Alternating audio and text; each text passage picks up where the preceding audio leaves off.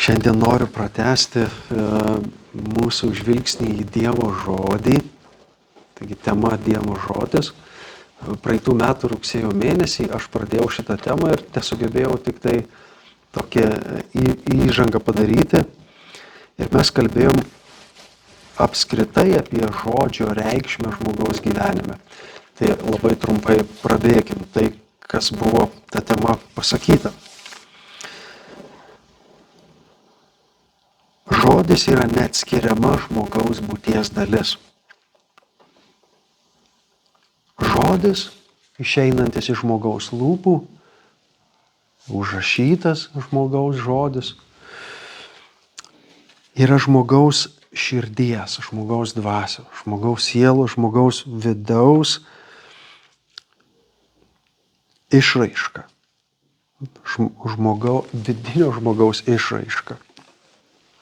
Ir atspindi visas to vidinio žmogaus dalis. Atspindi žmogaus savimonę, atspindi žmogaus sąžinę, atspindi žmogaus protą, atspindi žmogaus valią, atspindi žmogaus jausmus, emocijas, atspindi žmogaus norus ir troškimus. Žodis atspindi žmogaus pasąmonę, tą paslėptąją sąmonės dalį. Žodis atspindi žmogaus veiksmus. Juos išryškina, apibūdina, paaiškina. Taigi, kas aš esu, kokios mano vertybės, kokie mano gebėjimai pažinti, suprasti, kokie mano gebėjimai pasirinkti, priimti sprendimus, kokie mano jausmai, kokios emocijos, kokie norai, kokie troškimai, kas mane traukia, kaip išgyvenu savo būtį, kodėl taip ar kitaip elgiuosi, visą tai žodžiu išreiškiame, pasakome, paaiškiname. Žodis išreiškia patį žmogų, žmogaus ištartas ar užrašytas žodžio. Be žodžio mes sunkiai pažįstame save, pasaulį, kitus ir Dievą. Beveik neįmanoma, bet labiausia mes tai per žodį. Taigi, save mes pažįstame per žodį, nes mes mąstome savyje žodžiais. Mes kalbame savo, su savimi, įžodiname save, įtvirtiname, paskatiname, nubaudžiame, teisiame save žodžiais. Mintyse, garsiai išsakydami, užrašydami. Kalbame kažkam kitam apie save, kalbame Dievui, kalbame net pasauliui aplink mus, gyvūnui šalia mūsų, augalui, kalbame. Be žodžių mes savęs arba labai sunkiai save pažintume. Praktiškai beveik nepažintume. Be žodžių mes sunkiai pažintume kitą. Kai kitas kalba, mes imame geriau jį suprasti, pažinti, jo veiksmus, norus, valią, supratimą, pažinimą, sąžinę, savimonę, kas jis yra, ko nori, kodėl taip elgiasi, kodėl taip gyvena. Iš žodžių mums darosi tai visai aiškiau. Be žodžio pagalbos mes sunkiai pažintume pasaulį. Žodžiais mes jį apibūdiname, mūsų supantį pasaulį. Žodžiais įvardiname, pavadiname daiktus, gyvas būtybės, suteikiame jiems vietą mūsų pasaulėžiūroje, su jais bendraujame, juos kalbiname žodžiais. Visaip mes bendraujame su pasauliu, bet žodis mums tai padeda įtvirtinti. Ir galiausia, Dievo mes nepažintume be žodžio, ištarto, užrašyto, nors Biblija sako, laiške Romiečiams, 1 skyrius 19-20, kad žmonija gali pažinti Dievą iš jo kūrinių. Iš jo kūrinių. Bet dėl širdies užkietėjimo, dėl nuodėmės, nei vienas žmogus iš jo kūrinių Dievo nepažįsta. Čia intarpą galim padaryti, kad labiausia šitame pasistumėję buvo graikų tauta. Kai kurie graikų išminčiai, filosofai, kurie mąstymų žvelgdami į kūrinyje priėjo prie išvados, kad niekas neatsirado savaime, turėjo būti judintojas, kuris viską sustatė į savo vietas ir viskam davė jėgą būti. Jie nepavadino jo dievu, bet mąstymų dalykai tiek tai buvo aukščiausias pasiekimas žmonijos, kaip per kūrinyje buvo pamatyta, kad nėra šiaip savo kūrinyje iš niekur, bet yra kažkoks judintojas, kuris ją visą priverčia būti tokia, kokia jinai yra ir judėti. Ir nors raštas ir sako, kad gali žmogus pažinti Dievą iš jo kūrinių, bet dėl širdies užkietėjimo, dėl širdies akių užtemimo, praktiškai dėl aklumo širdies, kuris atsiranda dėl nuodėmės, žmogus nepažįsta Dievo iš kūrinijos, iš jo kūrinių, bet per žodį ištartą Dievo ir užrašytą žmonių. Per žodį ištartą ir užrašytą jį patyrusių žmonių, mes galime pradėti pažinti Dievą ir augti jo pažinimu per žodį. Ką dar žodis daro žmogaus gyvenime? Žodis padeda nustatyti santykį į save, kitą, pasaulį ir Dievą. Ir žodis padeda palaikyti tą santykį su savimi, jog mes bendraujame su savimi, kalbame su kitu. Tik bendraudami, tik kalbėdami mes tą santykį palaikome, jį puoselėjame, koreguojame su pasauliu, su Dievu. Taigi žodis mums padeda pažinti, nustatyti santykį. Save geriausiai pažįstame ir imame suprasti per ištartą ar užrašytą žodį.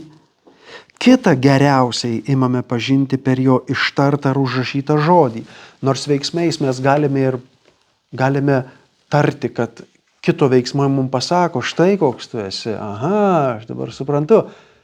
Bet tik žodžiai ištarti to žmogaus padeda atskleisti, kodėl jis taip vis dėlto elgiasi, gerai ar blogai. Atskleidžia esmę, įkvėpimą, kodėl jis taip elgiasi. Ir Dievo plačiausias pažinimas atsiveria per jo ištartą ir užrašytą žodį. Taigi, pažinimas savęs, kito, pasaulio, Dievo padeda suprasti. Taigi, pirmiausia žodis, ką daro, teikia galimybę pažinti. Pažinimas atveria galimybę suprasti save, kitą. Nebereikalo psichologijoje naudojama, kad kalba, žodis yra vienas iš pagrindinių akcentų pažinti pačiam žmogui save, kitam pažinti tą žmogų. Taigi pažinimas padeda suprasti save, kitą, Dievą, kodėl aš, kitas, pasaulis, Dievas taip elgiasi, taip daro, o supratimas padeda pamilti. Tai mes žiūrėjom šitos dalykus. Pažinimo tikslas – padėti suprasti save, kitą, pasaulį, Dievą. Supratimo pirmas tikslas – apsaugoti, išsaugoti, išgelbėti žmogų. Patarlių knyga 16 skyrius 22 eilutė. Supratimas yra gyvybės šaltinis tam, kas jį turi. Tai taip, jeigu pažiūrėjus realiai gyvenime, iš to laikmečio, kai buvo surėdyta šitą psalmę išminčiaus, kuris sudėliojo šitą patarlę sudėliojo šaltinis dykumų šalyje, reiškia gyvenimo šaltinį. Reiškia, supratimas yra gyvybės šaltinis tam, kas jį turi. O supratimo aukščiausias tikslas yra teisinga meilė. Didžiausia bėda, kai žmogus neturi meilės nei savo, nei kitam, nei pasauliui, nei Dievui. Tai didelė bėda. Kai žmogus nekenčia, nemyli savęs, kito, pasaulio ir Dievo. Kita bėda, mažesnė, kai žmogus myli, bet ta meilė nėra teisinga. Visaip ji gali būti iškreiptai suprantama, neteisingai taikoma ir taip toliau, ir taip toliau. Ir nenešti tos naudos, kurią turėtų iš tikrųjų atnešti, bet supratimo aukščiausias tikslas meilė iš tyros širdies. Taigi per žodį ateinantis pažinimas turi teikti apsaugantį supratimą, kuris galiausiai turėtų vesti į teisingą meilę. Nebereikalo mūsų bažnyčios aprašyme, mūsų svetainėje yra nustatyta mūsų bažnyčios misija, vizija ir tikslas. Ir tikslu yra pažinti, suprasti ir pamilti. Ne šiaip sau tai sugalvota buvo, mes galim keisti ir misiją, ir viziją, ir tikslus bažnyčios, visi besitardami galim koreguoti, įtakoti kažkaip, tik turim vieni kitiem įrodyti, vis dėlto taip turėtume savo nusistatyti. Tai kol kas šiuo momentu tikslas bažnyčios yra pažinti save, kitą, pasaulį ir Dievą. Tada suprasti pažinus, koks tas kitas, koks tas pasaulis, koks tas Dievas, koks tas aš. Ir tada visa tai turėtų tarnauti tam, kad pamilčiau ir save, teisingą meilę, ir kitą, ir pasaulį mane supantį, ir Dievą sutvėrusi visą tai. Mes tai pažiūrėjom per tą prizmę iš apaštalo Pauliaus laiško vyskupui Timotiejui, pirmo laiško, pirmam skyriui 5 eilutėje. Įsakymo tikslas, o įsakymas neateina niekaip kitaip, kaip tik per žodį. Ištarė Dievas, ištarė apaštalas, daryk taip, aš tau įsakiau daryti taip, Dievas sako, jūs darysite taip, jūs nesielgsite taip. Įsakymo tikslas yra koks? Meilė iš tyros širdies, geros sąžinės ir nuoširdaus tikėjimo. Ir toks yra pagrindinis lakmuso popierėlis, ar mūsų pažinimas eina gera linkme, ar augina meilę mumyse. Tiek savo, tiek kitam artimui, tiek pasauliui, tiek Dievui.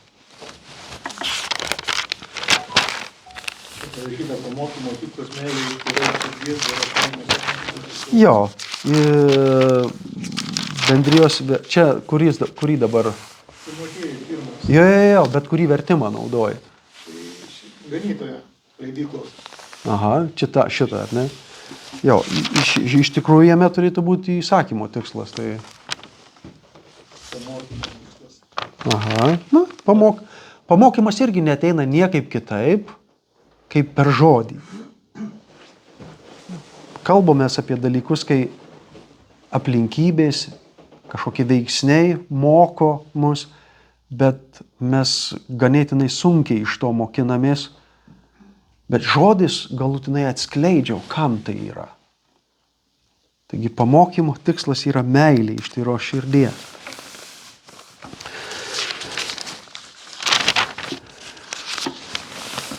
Taigi žodis yra neatskiriama žmogaus būties dalis ir labai svarbi. Mes jau žengiam žingsnį toliau, aš priminsiu mums vieną rašto vietą, kuris skambėjo senovėje gyvenusim žmonėm, žydam ir pakartotų įstatymo knygoje.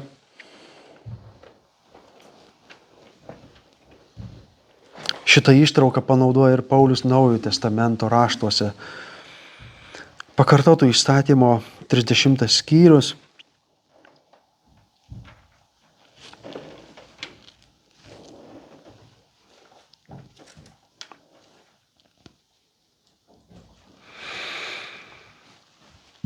nuo 11 eilutės. Šitas įsakymas, kurį šiandien skelbiu, nėra tau paslėptas ir nepasiekiamas. Jis ne danguje, kad sakytum, kas už mus pakils iki dangaus ir mums jį atneš, kad klausytume ir vykdytume.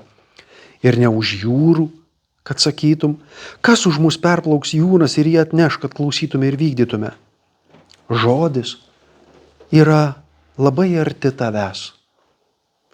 Ir čia kalba apie tokį principinį iš vis dalyką, žodžio vietą žmogaus gyvenime. Žodis yra labai arti tavęs, tavo burnoje ir tavo širdyje, kad jį vykdytum. Šiandien leidžiu tau pasirinkti gyvenimą ir gėrį, ar blogį ir mirtį. Žodžio galioje. Gyvenimas ir gėris, blogis ir mirtis. Kur tas žodis yra, nereikia toli ieškoti. Jis sako, tavo burnoje ir tavo širdyje. Kokį ištarsi, kokį laikysi savo širdyje, tu pasirinksi su juo, žodžiu, per žodį pasirinksi gyvenimą ir gėrį arba blogį ir mirtį. Kokia galia, kaip jis arti, koks jis svarbus žmogui. Kodėl žmogus kalba? Jau tai, ką pažiūrėjom, kokia svarba žmogaus gyvenime yra žodžio, galim pasakyti kalbą todėl, kad nori save suprasti, išreikšti, pagrįsti, pateisinti, atskleisti. Dar ką galim pasakyti iš to, jau ką apžvelgėm. Išsakyti savo mintis. Jo, išreikšti, jau mes tą kaip ir sakėm, išreikšti, suprasti save nori, kalbėdamas. Nori užmegzti ir palaikyti santykį, tiek su savimi, tiek su kitu, tiek su pasauliu, turim omeny ir gyvūniją, ir augmeniją, ir visą pasaulį, ir su Dievu. Todėl žmogus kalba.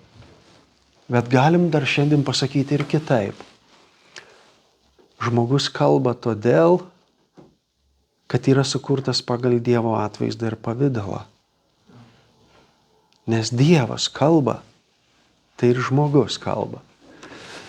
Tarybiniais laikais, kai buvo skleidžiama ateistinė ideologija, ateistinė pasaulėžiūra, buvo teigiama, žmogus sukūrė Dievą. Ir todėl priskyrė jam žmogiškas savybės. Kad Dievas gali kalbėti, matyti, girdėti, veikti tik dėl to. Bet mes jau suvokiame, kad ne žmogus Dievą kūrė, bet žmogus yra sukurtas Dievo ir sukurtas pagal Dievo atvaizdą ir pavidalą. Ir vienas iš to panašumo į Dievą veiksnių yra žmogus kalba. Žmogus ištaria žodžius, užrašo juos, tarsi sutvirtindamas.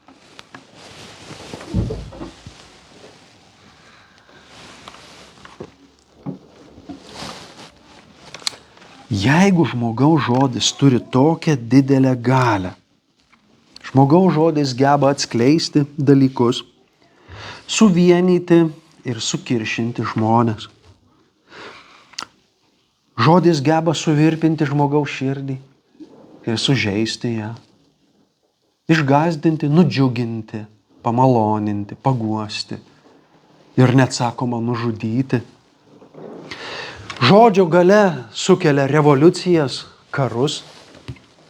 Žodžio galia įkvepia žmonės susijungti, kaip mes, dėka Dievo žodžio čia apsijungia, gyvuojame, kaip bendruomenė Dievo žmonių.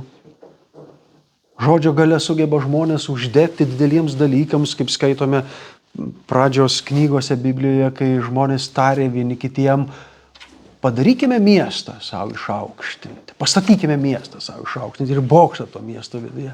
Ir žmonės susivienė. Žodžio galia, reiškia, kokia jinai. Tai jeigu žmogaus žodis toks galingas, koks jis paveikus yra, tai koks nuostabus ir kokios galios yra Dievo žodis. Apskritai prie jo einant, pažiūrėkime va tokioj bendratyje, lygiai taip pat, kadangi, kaip žiūrėjom į žmogų, kadangi žmogus sutvertas pagal Dievo atvaizdą ir pavidalą, tai galime jau suprasti bent tokius esminius dalykus, ką Dievo žodis reiškia. Pat nuo tokių bendrinių dalykų pradėkim. Dievo žodis apreiškia patį Dievą. Tai kas jis? Jo vertybės, jo protą, jo valią, jo jausmus ir emocijas, jo norus ir troškimus, jo elgesį ir veiksmus. Žodis paaiškina, atskleidžia. Jeigu norime pažinti Dievą, jei norime jį suprasti, norime su juo susidraugauti ir jį pamilti, gilinkimės į jo žodį. Nepažinsim jo tiek iš gamtos, nepažinsim jo tiek iš žmonių. Galim per vieno žmogaus vienokį veiksmą, per kito žmogaus kitokią elgseną, per vieno žmogaus vienokį gyvenimo būdą, per kito žmogaus kitokį gyvenimo būdą pramatyti Dievą. Bet be jo žodžio praktiškai nelabai kas ir atskiria, kad tai Dievo atspindys žmoguje. Daug klaidingų įsivaizdavimų žmonės priskiria, o tai kaip Dievas, tai Dievas. Bet tikruosius dalykus mes pradėm atskirti tik tai pažindami užrašytą Dievo žodį. Va čia reiškiasi Dievo atvaizdas šitame žmoguje. O čia nelabai.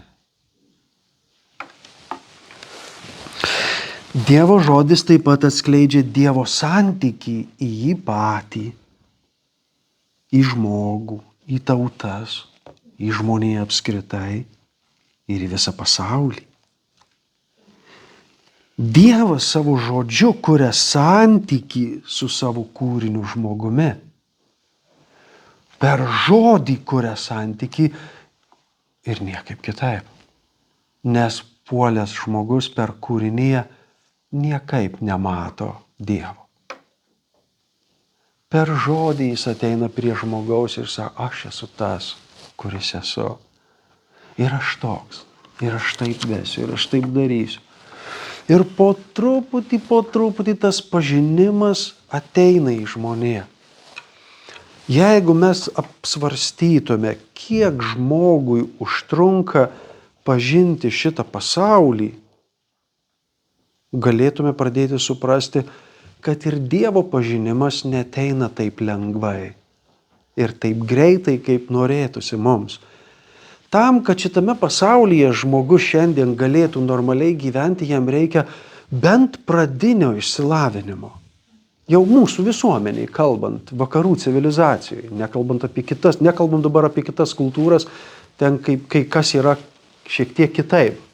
Bet mūsų kultūroje, mūsų vakarų civilizacijoje, norint, kad žmogus normaliai galėtų savarankiškai funkcionuoti ir gyventi ir būti apsirūpinusiu, patenkintu, bent jau optimaliai, tai bent 12 metų reikia mokytis. Jeigu priskaitytume pradinis išsilavinimas. Jeigu Čia vidurinis turbūt. Atsiprašau, vidurinis išsilavinimas. Pradinio jau, su pradiniu, gali ir gyvena, ir be pradinio gyvena žmonės, bet mes ne apie tai kalbam. Mes suvokiam apie tai, apie ką kalbam, kad, reikia žmogui to pažinimo.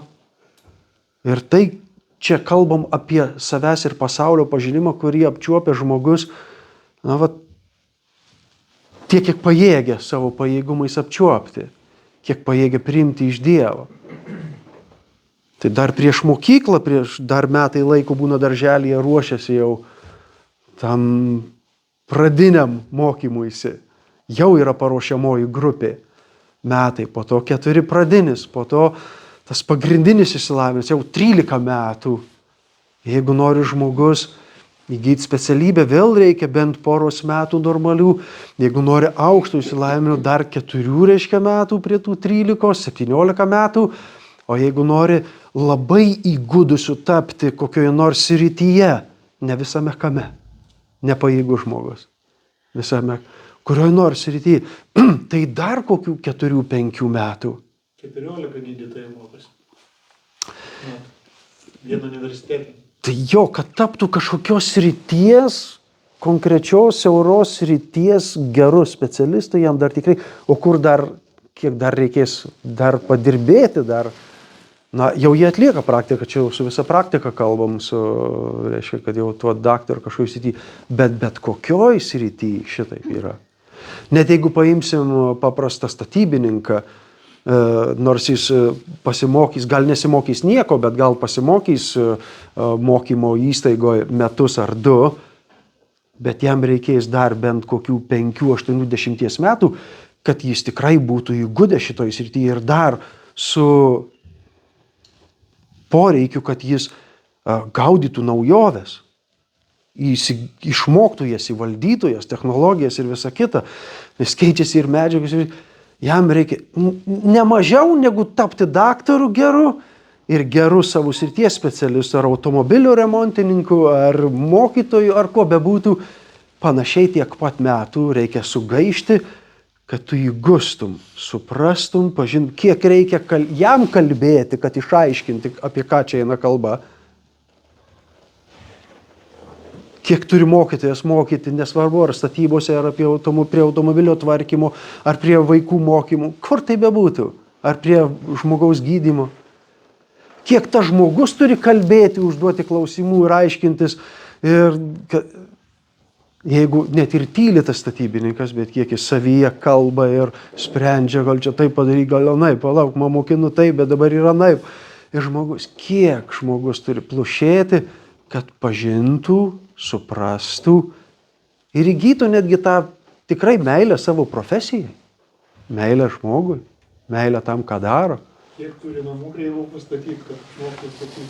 Taip, tai mes kalbėjom visą tai apie tam, kad suprastume, kad pažinti Dievą yra gerokai didesnis iššūkis, negu pažinti šitą apčiuopiamą pasaulį.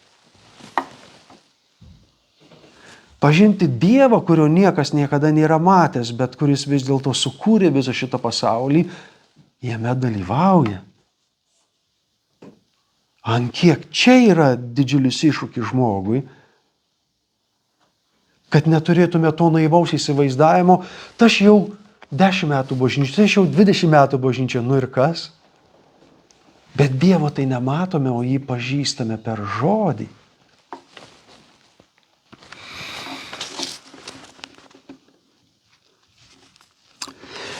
Sekantis klausimas, kuris turėtų mums kilti, o kodėl mums verta stengtis pažinti Dievo žodį? Ir mes turėtume turėti savo atsakymus į šitą klausimą. Nes jeigu tu pasakytum tūlam žmogui, kaimynui, bendradarbiai, pažink Dievą, jis nuostabus. Pirmas klausimas kyla, o kam? Kodėl man verta gaišti laiką, ieškant Dievo, stengiantis jį pažinti? Taigi mes savo priminkim tuos dalykus. Mes jau prieš keletą sekmadienių kalbėjom apie tai, kad Dievo žodis vienintelis nusako žmogui tiesą apie jį patį, kitą, pasaulį ir Dievą.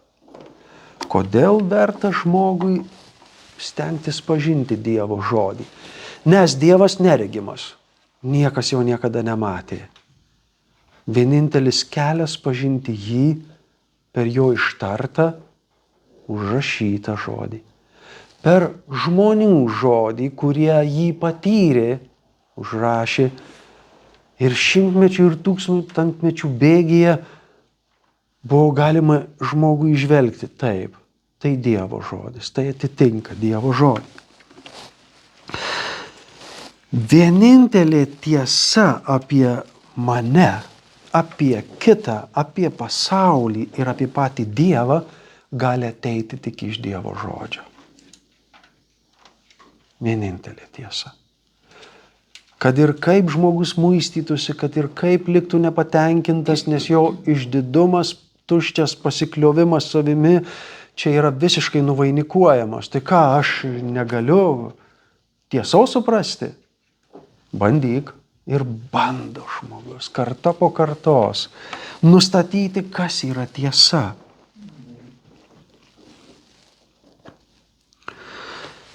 Keletą rašto vietų, kurios apie tai kalba.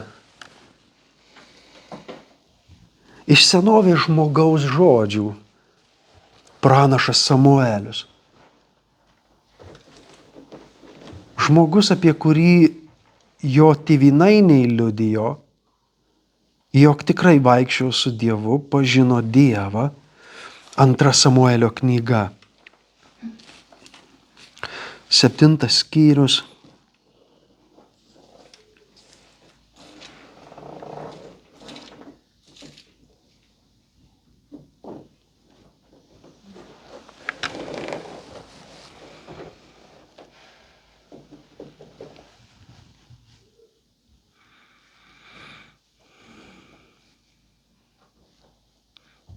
Atsiprašau, tai Dovydo žodžiai, taip pat Dievo žmogaus iš senovės pasaulio,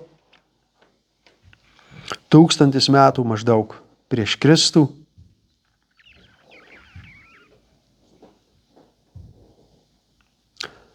Dvidešimt 28 eilutė. Viešpatie Dieve, tu esi Dievas ir tavo žodžiai yra tiesa. Taigi, mato dvasios pagavoje tavo žodžiai yra tiesa. Paimkim kito Dievo žmogaus senovės pasaulio pranašo Izaijo žodžius.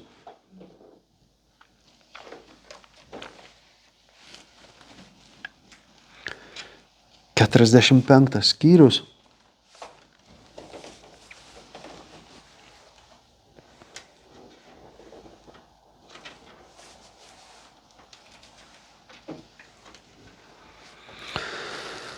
Pranašas įkvėptas Dievo dvasios kalba Izraelio tautai, žydams, Dievo, paties Dievo įkvėptus žodžius.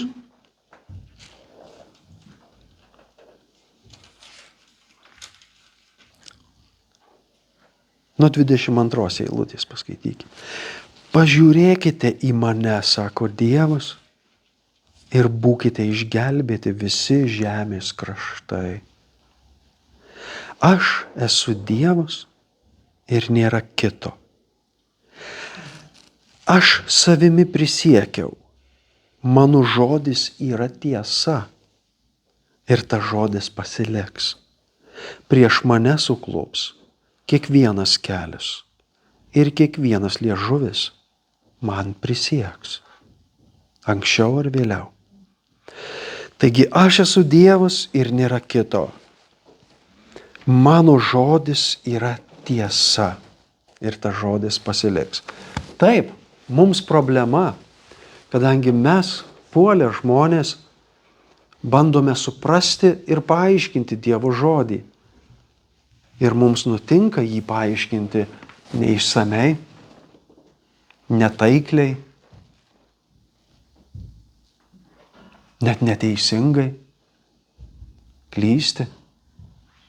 Juk mes, kalbėdami, mes su žmona tiek metų gyvenam kartu, pasakom vieni kitam žodį, kitą ir tenka aiškinti. Aš iškart netaip supratau, užsigavo. Man tenka aiškinti, bet aš ne tai turėjau minty, bet tai turėjau minty. Žodis atskleidžia, bet dar jį reikia aiškinti, dar tikslinti, nes išgirdo kitaip, suprato kitaip, priėmė kitaip, mane įvertino kitaip. Man vėl tenka aiškintis, vėl tenka tikslintis. Tai juo labiau Dievo ištartų žodžius, kurį stengiamės pažinti, mes taip pat būdami silpni, išsiaiškiname ir taip, ir kitaip. Ir vėl aiškiname, kol pataikome. Kol vyksta tas didžiausias stebuklas. Žodžio tikslas pagrindinis – meilė iš tyros širdies. Pataikėme suprasti Dievo žodį, pataikėme atskleisti Dievo žodį, pataikėme pažinti Dievą per jo žodį, jeigu padaugėjo meilės savo pačiam. Ne tos egoistinės, bet teisingos meilės.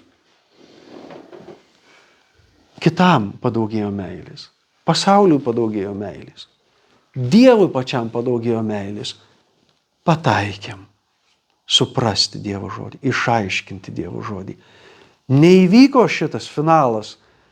Žodis sukiršino mane su savim pačiu, su kitu pačia blogiausia prasme, neapykanta uždegė kitam, Dievui, pasauliui. Nepataikė žodis į taikinį. Ar mano širdis buvo negera? Ar joje buvo akmenų? Ar erškėčių užaugo? Ar paukščiai išlėsė tą žodį? Jis neatnešė vaisiaus. Nesubrendo meilė. Kodėl verta pažinti Dievo žodį? Nes Dievo žodis išlaisvina. Mes žinom tą garsią eilutę iš mūsų viešpaties Jėzaus lūpų. Jono Evangelija 8 skyrius.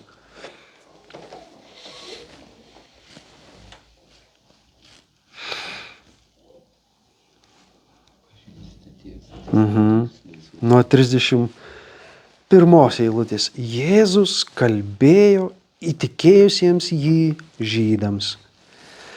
Jei jūs pasiliekate mano žodyje, iš tiesų esate mano mokiniai ir jūs pažinsite tiesą. Niekas tiesos be Dievo žodžio tikrosios nepažįsta. Net kaip mes kalbėjom apie mokslą, kuris kelbėsi sakantis tiesą ir iš tikrųjų sako tiesą apie tai, iš ko sudarytas šitas pasaulis, iš ko sudarytas žmogaus raumuo, iš ko sudarytas žmogaus akis, viskas čia tvarkoja. Bet jis tik atskleidžia tai, kas Dievui yra sukurta. Ir jeigu jis sako, štai kaip Dievas sukūrė, tai mes atskleidžiame šitą paslaptį, tai jis tarnauja tiesai. Ir jūs pažinsite tiesą ir tiesa padarys jūs laisvus. Ir čia vienas iš didžiausių žmogaus troškimų, po troškimų gyventi, būti, yra būti laisvam. Ir žmonija, ir žmogus, kiekvienas įvairiais būdais bando pasiekti, kokia yra ta laisvė. Mes kaip tauta nusprendėme, jog mes laisvi būsime, kai užsibrėšime savo sienas ir sakysime, tik čia esame mes ir mūsų valia reiškiasi čia. Pagal šitas sienas. Jokia kita tauta mums nediktuos, mes patys nuspręsime. Ir štai mes laisvi. Bet pamatome, kad kiekvieno to laisvėje reikia užbrėžti ribas. Negaliu bet kur išmesti šiukšlės. Negaliu tarti bet kokio žodžio žmogui, nes užgausiu, įžeisiu. Negaliu bet kaip leisti savo pinigus. Tąja prasme, bent jau mokesčius turiu susimokėti. Visur mūsų laisvėj apibrėžimas kažkokiu. Ir tik tada, sako, kai visas ribas išpildom, nešiukšlinu, kur nereikia. Atliekas sumetu ten, kur nustatyta. Pinigus išleidžiu, bent jau tą dalį, kuri priklauso valstybei sumokėti, taip kaip priklauso išleidžiu. Kalbu, elgiuosi su artimu taip, kaip yra nustatyta. Tame galiu būti laisvas. Tik tame esu laisvas. Tik tada. Jeigu tik peržengiu šitas laisvės ribas, iškart atsiranda kas mane seks, ims kontroliuoti, ims barti, drausminti, galbūt bausti, o gal net ir apribos mano laisvę visiškai uždarydamas, nes nuspręs, kad tavo laisvė yra pavojinga kitiem. Štai kokia laisvė. Ir žmonės bando išsilaisvinti iš visko. Iš mokesčių nemokėsiu, elgsiuos kaip norėsiu, kalbėsiu, ką norėsiu, elgsiuos kaip noriu, nes žmogus galvoja, čia mane varžo, o aš noriu būti laisvas. Tai kaip žmogui pažinti tą laisvę? Žmogus tokioj įtampoje tarp troškimo laisvės ir tarp ribų tai laisvėj. Ir didžiausia laisvė yra, ir pati tikriausia laisvė yra pažįstant Dievo žodį. Per Dievo žodį jūs pažinsite tiesą, tikrąją tiesą apie save, apie kitą, apie pasaulį, apie Dievą. Ir ta tiesa jūs padarys laisvos. Besiklausantis žydai Jėzaus tą valandą sakė, o ne, mes niekam nevergaujame. Ir Jėzus sako, jeigu darote nuodėmę, esat nuodėmės vergai. Bet sūnus jūs išlaisvins. Taigi, kodėl verta pažinti Dievo žodį? Nes niekas neatneša tokios tiesos, kuri išlaisvintų taip žmogui, ko jis iš tikrųjų trokšta. Ji nepadaro, kad šita tiesa, kad aš dabar galiu elgtis kaip noriu, atvirkščiai, bet ji užbrėžia pačias teisingiausias mano laisvės ribas sudėlioja Dievo žodis, kuri ta laisvė ir tos ribos nesuvaržo mane, bet iš tikrųjų išlaisvina, kaip aš ir bandžiau parodyti, kad visos ribos, kurios riboja mūsų laisvės, yra tam, kad tose ribose mes jaustumės laisvi. Kol jų neperžengiam, mes niekam neužkliūvam. Niekas mums negrasina. Esam laisvi. Ir didžiausią laisvę atneša Dievo žodis. Niekas taip žmogaus neišlaisvina.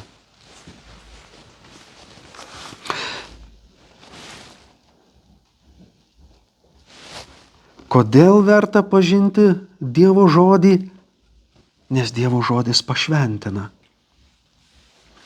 Jono Evangelijoje mes skaitome 17 skyriuje, Jėzus meldžiasi už savo mokinius, už savo sekėjus, Dievui, Tėvui. Pašventink juos savo tiesa. Tavo žodis yra tiesa. Žodis pašventina žmogų. Ką dabar reiškia pašventina? Kas pasakysit? Kokia iš to nauda, kad mane pašventina? Kai aš įgyji supratimą, įgyji kažkokį iš savo to tikslo, savo misijos gyvenimo tam tikro. Taip, ta dalis yra, bet manau, kad dar turėtume aiškiau savo atsakyti.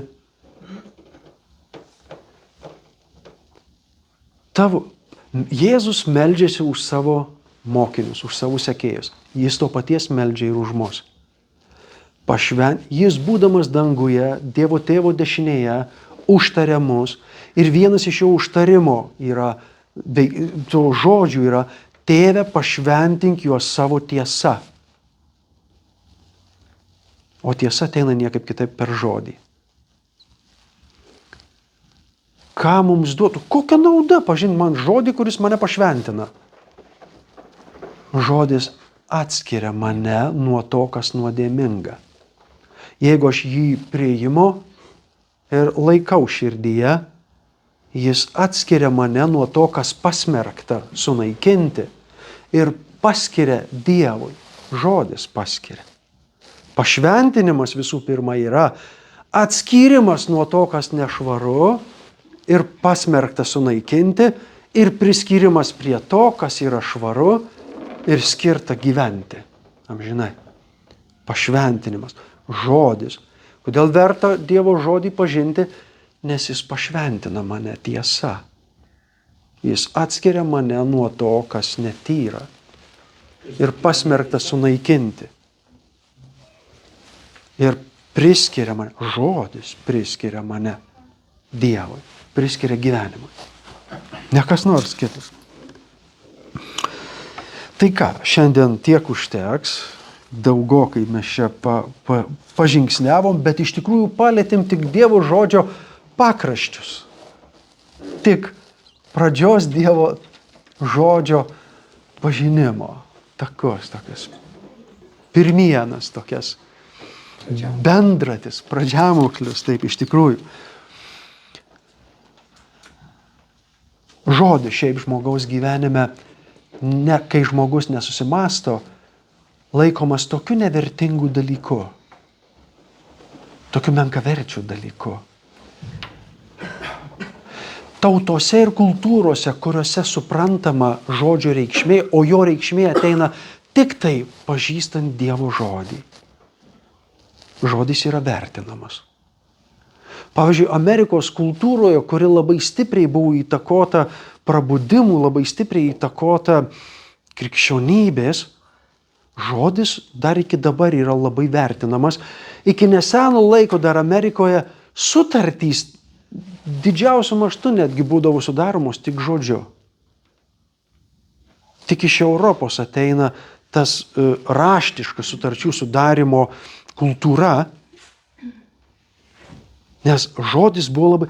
Štai kodėl viena iš tų priežasčių, kodėl šiandienos Amerikos prezidentas Donaldas Trumpas, kai kalba su Putinu, taip noriai tiki Putino žodžiais. Ne dėl to, kad kvailas, bet dėl to, kad amerikietiška kultūra yra kiek kitokia negu mūsiškiai. Pas mus ant tiek didelis nepasitikėjimas žmogumi, kad jau už pasakyto žodžio neužtenka. Užrašykim, tai tada bus įrodymas. Bet amerikietiškoje kultūroje dar iki dabar jau tai senka stipriai. Bet žodis buvo viskas. Jeigu vyras tari žodį, jis gali dėl jo galvą guldyti. Tai buvo Amerikoje. Kritinė masė žmonių taip elgėsi. Biznis buvo daromas iki šių laikų žodžio pagrindais. Susitarė, mes dirbam kartu, dirbam. Ir veikia. Be jokių raštiškų susitarimų. Už tiek, taip, gerai, ir laikysi žodžio. Dėl to mums keista girdėti dabartinį Amerikos prezidentą ir linksta daug ką šaipytis iš jo, tai kaip taip vailai pasitikė. Jis kalba, girdi ir žodžiai labai stipriai veikia jį. Žodis yra labai svarbus, labai įtakingas žmogaus gyvenime. Žmonių pasakytas žodis yra toks svarbus ir toks svarus. Tai ant kiek brangesnis, svaresnis ir nuostabesnis yra Dievo žodis.